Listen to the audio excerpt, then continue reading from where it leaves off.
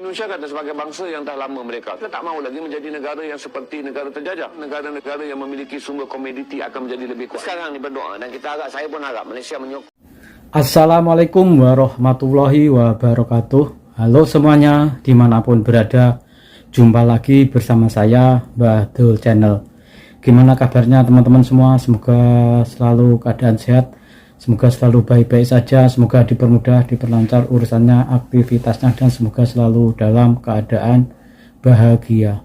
Amin ya robbal alamin. Oke teman-teman, di sini saya menemukan video yang diunggah oleh channel The One The Real teman-teman. Dalam video ini menceritakan bahwa tokoh Malaysia bercerita tentang industri ya teman-teman. Di sini dia menyangkut bercerita tentang industri hasil bumi yang ada di Indonesia, yaitu timah, batu bara, dan nikel. Dia di sini berceritakan dia ingin meniru cara Indonesia untuk mengolah hasil bumi. Oke teman-teman, untuk mengetahui lebih jelas, yuk kita sama-sama dengarkan statement-statement dalam video ini sampai habis. Oke yuk. Siapa sangka orang Malaysia ini menginginkan negaranya seperti Indonesia. Kenapa begitu? Karena apa yang dilakukan oleh Indonesia saat ini menginspirasi negara-negara sahabat, termasuk Malaysia. Kalau nikel dijadikan kepala bateri, dia nak keluarkan kepala bateri sendiri. Kalau bauksit dijadikan apa produk pun, Indonesia kata mereka akan mengeluarkan produk tersebut sebagai end produk. Berarti mereka korek daripada bumi mereka ekspor adalah final produk. Sebab tu saya suka untuk saudara tengok kenyataan Bahlil, Menteri Sumber Bumi Indonesia, mengenai perang nikel. Indonesia tidak mengekspor lagi nikel. Saudara akan tengok bagaimana negara-negara yang memiliki sumber. Oleh kerana Indonesia ni dia ada 5 sumber galian yang dia akan tahan daripada diekspor. Dia tak benarkan dah ekspor sumber galian dia nikel. Sumber galian dia adalah emas, sumber galian dia adalah bauksit, sumber galian dia adalah timah, dan sumber galian dia adalah tembaga. Dia tak benar lagi ekspor. Kerana Indonesia kini ingin menjadikan semua barangan yang ada dalam sumber bumi dia sebagai barangan hilirisasi. Berarti kalau nikel dijadikan kepala bateri, dia nak keluarkan kepala bateri sendiri. Kalau bauksit dijadikan apa produk pun, Indonesia kata mereka akan mengeluarkan produk tersebut sebagai end produk. Berarti mereka korek daripada bumi mereka ekspor adalah final produk. Bagi negara-negara yang selama ini telah menggunakan produk tersebut untuk meraih untung, mereka beli hasil bumi daripada Indonesia dengan murah, mereka proses jadi end produk, mereka jual. Secara rutinnya tu, negara yang mengeluarkan produk hanya mendapat 20% daripada penilai barang. Negara yang memiliki teknologi memproses produk memiliki 80% keuntungan daripada produk ujung barang. Tapi Indonesia kata sebagai bangsa yang dah lama mereka, tahun 45, mereka tak mahu lagi menjadi negara yang seperti negara terjajah. Jika saudara ambil, saudara akan nampak bahawa kawalan negara-negara yang memiliki sumber komoditi akan menjadi lebih kuat. Kita sekarang ni berdoa dan kita harap, saya pun harap Malaysia menyokong perjuangan Indonesia untuk berperang dengan WTO, World Trade Organization. Indonesia sedang menghadapi saman. Satu daripada Australia dia dah kalah untuk nikel, tapi dia masuk pusingan rayuan di Mahkamah Timang Tara World Trade Order.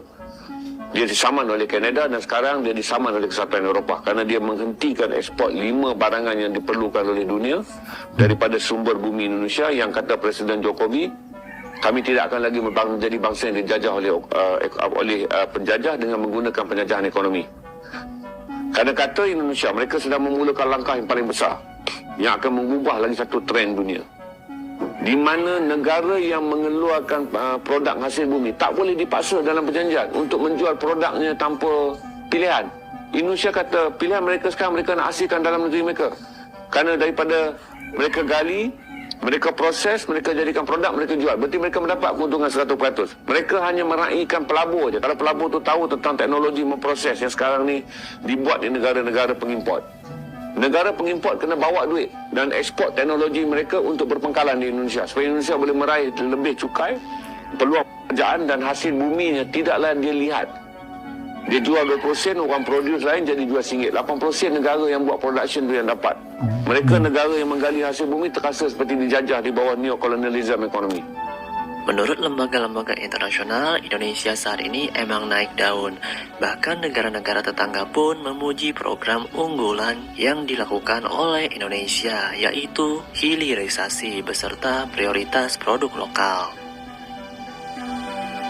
Menurut pemerintah Indonesia, program hilirisasi sebagai salah satu kunci mendorong Indonesia naik level dari negara berkembang menjadi negara maju. Hilirisasi menjadi upaya untuk mencapai pendapatan per kapita di atas 10.000 US dollar. Hilirisasi ini tidak hanya dimaknai kepada satu sektor. Banyak sektor yang bisa dihilirisasikan seperti nikel, bauksit, bahkan rumput laut pun. Apalagi dunia sekarang ini banyak berbicara tentang green energy dan green industry. Menteri Investasi Bahlil Lahadalia menyebut hilirisasi tidak hanya untuk nikel, namun dilanjutkan ke tembaga hingga yang teranyar hilirisasi pasir kuarsa dan pasir silika yang direncanakan dalam proyek Rempang Eco Park di Batam, Kepulauan Riau. Untuk yang di Rempang, ia mengatakan pemerintah ingin membangun industri kaca beserta hilirisasi untuk solar panel, dan ini kedepannya untuk green energy karena semua dunia akan membutuhkan solar panel, ungkapnya. Berkat hilirisasi Indonesia sejak 2 tahun terakhir, industri pertambangan Indonesia mengalami lompatan cukup tinggi. Hal ini berkat komitmen pemerintah yang serius untuk melanjutkan hilirisasi bahan tambang. Secara bertahap, pemerintah terus melakukan penghentian ekspor bahan tambang mentah, dimulai dari nikel, bauksit, timah, hingga alumina. Hilirisasi merupakan strategi pemerintah guna meningkatkan nilai tambah komoditas yang dimiliki suatu negara. Seperti pemerintah betul-betul meyakini bahwa hilirisasi akan menjadi lompatan besar peradaban negara. Sebab Indonesia dinilai sudah lama bergantung pada komoditas mentah yang kurang memiliki nilai tambah. Dengan rencana hilirisasi pertambangan dan ekosistem kendaraan listrik, nikel Indonesia kini menjadi primadona dunia. Seperti diketahui, nikel menjadi bahan baku utama dalam pembuatan baterai kendaraan listrik. Ekspor nikel pada tahun 2022 kemarin tembus hingga 33 miliar US dollar atau mencapai 514 triliun rupiah. Realisasi itu naik signifikan dari tahun 2021 yang mencapai 20 miliar US dollar, bahkan dari tahun 2018 sampai 2019 yang hanya 3,3 miliar US dollar.